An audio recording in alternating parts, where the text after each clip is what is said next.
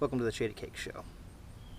So what happened was, a while back, when I swapped wheels, I put on my lugs and all the good stuff, torqued them down. Now, mind you, I had to, in a hurry, as you may recall from a few videos back, when I put the lowering components on, I had to swap wheels faster than I expected, or sooner than I expected, I should say.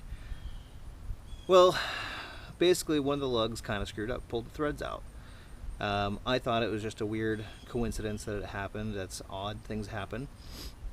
But when I was going to order up some new fancy lug nuts to look cool on my Hot Boy wheels, when I went ahead and took the lug nuts off, they started cross-threading. And as you can see here, we had to end up cutting one of them off. These lug nuts apparently are not deep enough. Those nuts were not deep enough for the stud. Take that where you will. Since this has a thinner mating surface than the factory wheel. So basically, as I torqued these down, the nuts started pulling the threads out of them, so it caused them to get lodged on here. So I've got some more lug nuts coming, and I'm about to go get some lug studs so I can replace these. I'm actually going to replace all 12 rears, just so that way I have peace of mind knowing that it's done. But obviously I can't take the hard body because that would just be silly. So the next project, the 91 Corolla, I've been waiting to mess with her. She's kind of not legal right now, but just we're gonna play it cool. But she runs. There's fucking water inside. Badly, but she runs, and she's gonna take me to the hardware store. So we're at the hardware store, and I got what I needed, which was an M8 by 125. I did 45 millimeters. We're going to be using these to pull the drums off. Now, I probably have these inside the great big bolt bucket, but I really don't want to look for them right now. So for $1.70, I'll have those, and I'll mark them as such. And so, got our screws. We have 12 studs. It's hot. I could use something to drink. I'm also hungry. I'm a fat boy, so I'm going to stop and get dinner first, and then we're going to do this. I think I need a fat burger or something like that, so I think I'm going to hit up Freddy's. Yeah. I just got in here and finished up a meal. This thing, it was like it's a standard burger and fries, and I've already dropped that much oil, so this thing has such a major oil leak. You know, so all that, 96.5 above. Glad that it's going to finally get the attention it deserves. So this side I didn't put on nearly as tight, just because I knew I was going to be taking it off today. But you can see that one's dead. This one is definitely different. I might try running the tap on these. I don't know. Depending on how this guy goes right here, may determine whether or not I just replace all of them, just to be sure that they're all fine. So to take the drum brake cover off, what you need to do is put these two bolts in, and then you'll work them slowly back and forth. You just slowly crank them down, and the pressure is going to push in, which is going to force this off. So that's what we need to do, so we can take a look at these. Also remember, before getting too far, to take your e-brake off when you're doing this. I just realized. I didn't get too far, but I just realized. So that is now pressed off. Here's the one that we knocked loose. That one's already kind of jacked up. So obviously it's already ready to come out. So there's that. The other one that we wanted to mess with was this guy. So I might go get a wire brush real quick, see if I can clean some of this up. Maybe hit it with some PV Blaster. I don't know, I might just take a hammer to it. Let's just see what happens.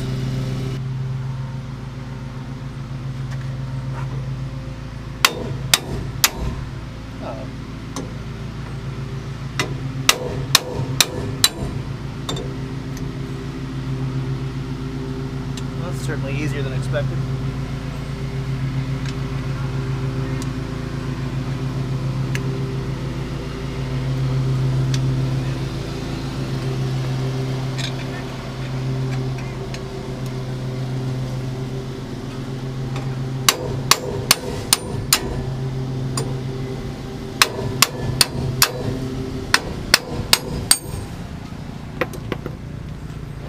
Well, that was easier than expected. Now let me get this cleaned up and then see if we can't seat the new ones. We'll just do all of them real quick. Won't be hard at all. What I've done is I've already knocked out everything here. I've actually taken a wire wheel to this whole area to try and clean it up. We're going to take a little bit of brake cleaner so we can knock off some more of that crap, just to see if we can get it nicer looking. I think while everything is off, since this is off, I may just paint it. Paint that black. Get this thing somewhat respectable looking. So next up, since this is pretty decent, I mean overall it's clean compared to what it was. You saw it a little bit ago. I think I'm going to go ahead and get the studs and see if I can't pull them through. Time to go get the lug studs. Why aren't they out there, you say? Because they're sitting in here, right next to the meats.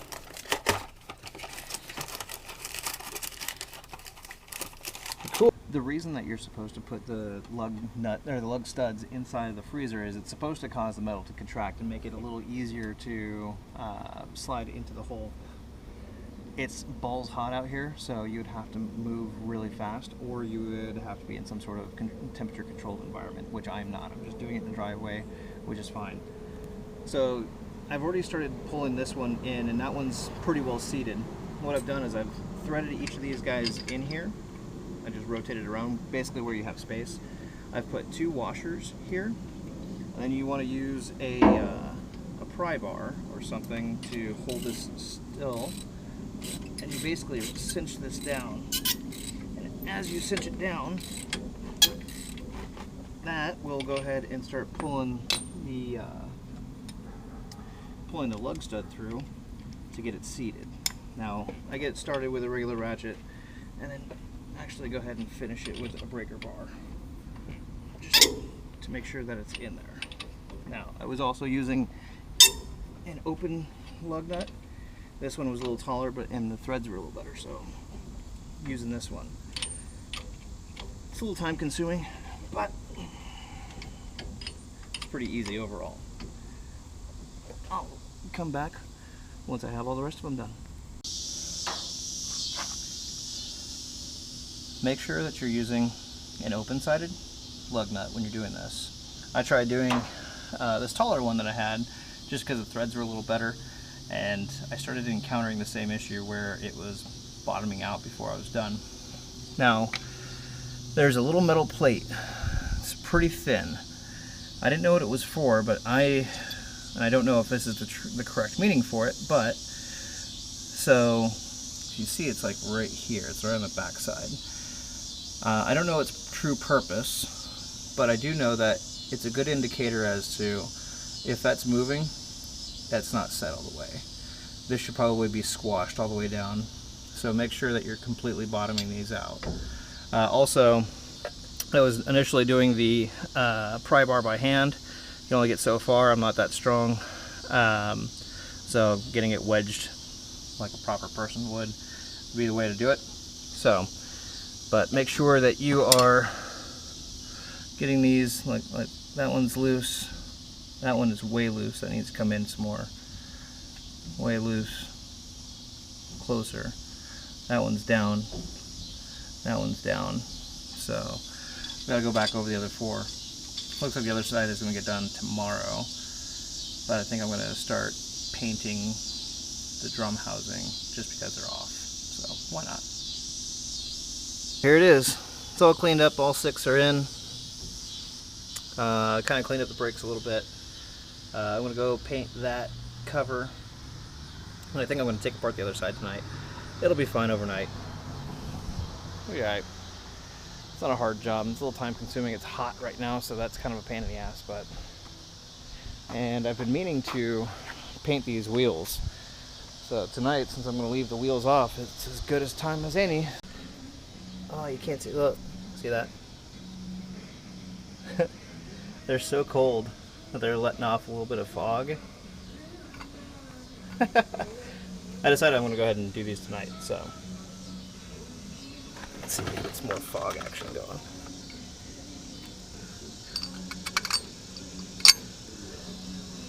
Look at that. Ooh, it's so chilly willy. I went ahead and completed the passenger side as I showed you with the frozen lug studs that were smoking in the evening because they were so cold. I decided to go ahead and do it tonight just because this is such an easy job. I mean, it's a little time consuming, not hugely, but it does take a little bit of time to do this. And it made more sense to just go on into the evening. It's like 9:45 right now, it's dark.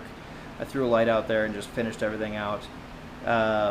Put the factory wheels with 2 lug nuts on them, and then just left it on jacks. I mean, just so it kind of looks decent. But just let's go ahead and recap what you're going to need for this job. There's not a lot involved. So you're going to need 2 M8 by 1.25 thread pitch, and these are 45 millimeter. Obviously they're pretty long. You don't need that much, but why not? You'll have room to work with. That's going to take a 13 millimeter socket. You are going to need a hammer. I used a 3-pound sledge to just knock these out as I showed you. I went ahead and bought all 12 from O'Reilly's. They were $2 a piece. So this is the one that I jacked up, but I figured if I'm going to do one, actually I was going to do 2. There was one of them here that was kind of jacked up. If I was going to do them, I may as well just do all of them, call it good, have peace of mind knowing it's done. You're going to need a couple of washers. I had split washers. If you have regular hole like fender washers, that's going to work out a lot better. You're going to need an open-sided nut. So this is a lug nut that I was able to get the top off of. So you can run this all the way down. I use a 21 for my lug nut. You need a 3/8 ratchet. You're going to need a breaker bar and a pry bar. The pry bar to hold everything in place. I guess theoretically you can just put the truck in gear, but I really didn't want to jack with that. You're going to need some new lug nuts if you had to destroy like I did. I've actually got lug nuts coming tomorrow, and so yeah, we'll get all that taken care of tomorrow. I used some silicone lubricant to kind of help. I don't know if this helped pull those through, but it certainly didn't hurt. And then when cleaning everything out, just standard parts cleaner, brake cleaner. Really an easy job. If you break a lug stud, I know it seems like it's going to be a pain in the ass, but at least on a Nissan Hardbody, they're not very hard, just a little time intensive. So with that said, here's another video for you. We are done. I'm going to cut it off right here, and we'll be back next time with the next deal. Who knows what we're going to be working on. See you next time. Bye. Something else I want to do is I want to go ahead and start doing a difficulty scale on some of these jobs. So I have a friend who has an FCRX7, and we're going to call this the Logan Pop scale of difficulty. So we're going to do this 1 to 5 pops depending on how difficult this is. So 1 being the lowest, being the easiest difficulty, and 5 pops being a difficult job where you're going to have special tools, some probably prior knowledge or skill, or maybe some help or what have you. But for this particular job, I'm going to go ahead and give it a 2 pop for difficulty. Not a hard job, but definitely not as easy as some others. So